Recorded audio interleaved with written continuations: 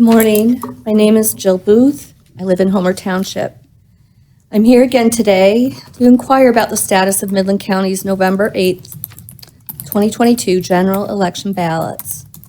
Are they now secured according to state election law, and are they recountable? If so, how? Was the December commissioner recount valid if our ballots were not previously secured? How well are Midland County canvassers trained to certify elections and recounts? And should we now just trust them? I also want to report the county transfer the requirement to purchase Michigan state compliant ballot containers to the townships at approximately $1,000 each. So I wonder still, whose exact responsibility is this to know the law and to be compliant? And how will it be corrected? I previously read to you the Michigan state election law titled 168.873 Recount, Misconduct of Employees, Felony, Section 873. So are we supposed to be okay with the misconduct of Midland County staff and officials without any answers to the public?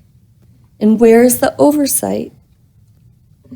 It was announced yesterday that the Michigan 2024 Democrat primary will be held at the end of February 2024.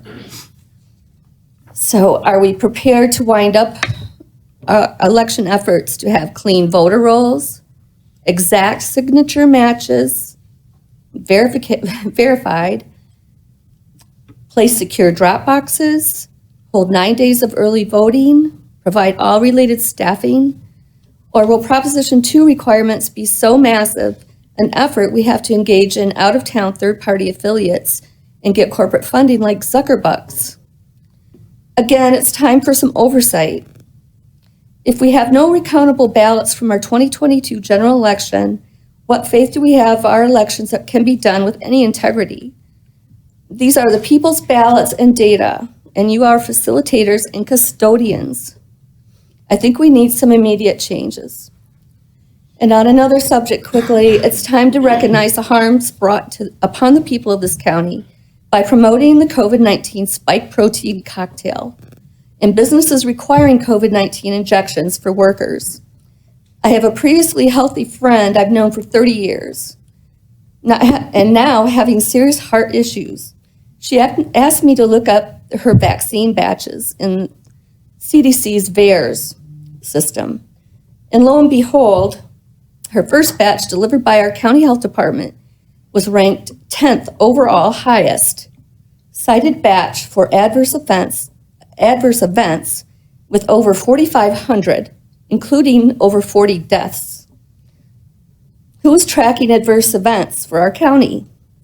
Are we still promoting this practice? My doctor is, by the way. Please figure out some oversight here as well. Thank you. Madam, time's up. Thank you. Anyone else?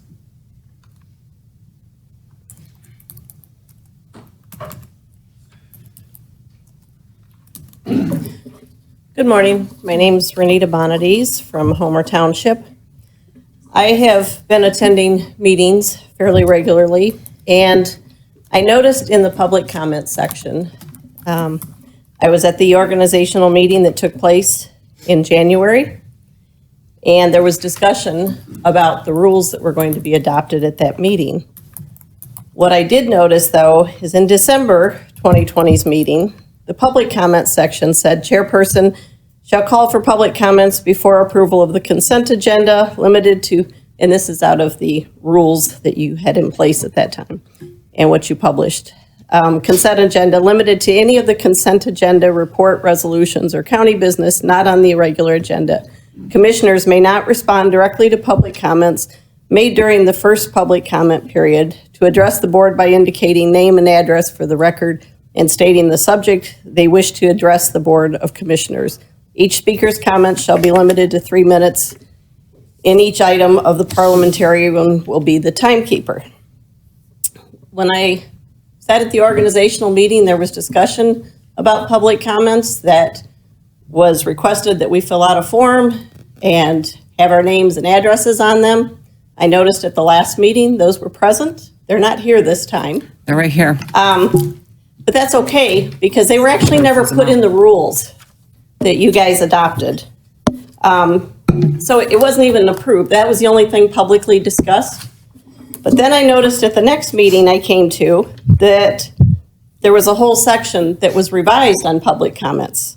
Now the public comments state that a person may address the board on matters of or issues which are relevant to county government. The chair may disallow public comment that is unduly repetitious, not relevant to county government, or matters not under consideration by the board. This paragraph was never discussed at that organizational meeting, and yet I see that it was adopted in the rules. The Open Meeting Act requires all public bodies to make their decisions in public. So I would like to know, how did we add things to the rules that were never publicly discussed? That whole paragraph, in fact, in comparison to the prior year, was totally reworked, but wasn't discussed in public.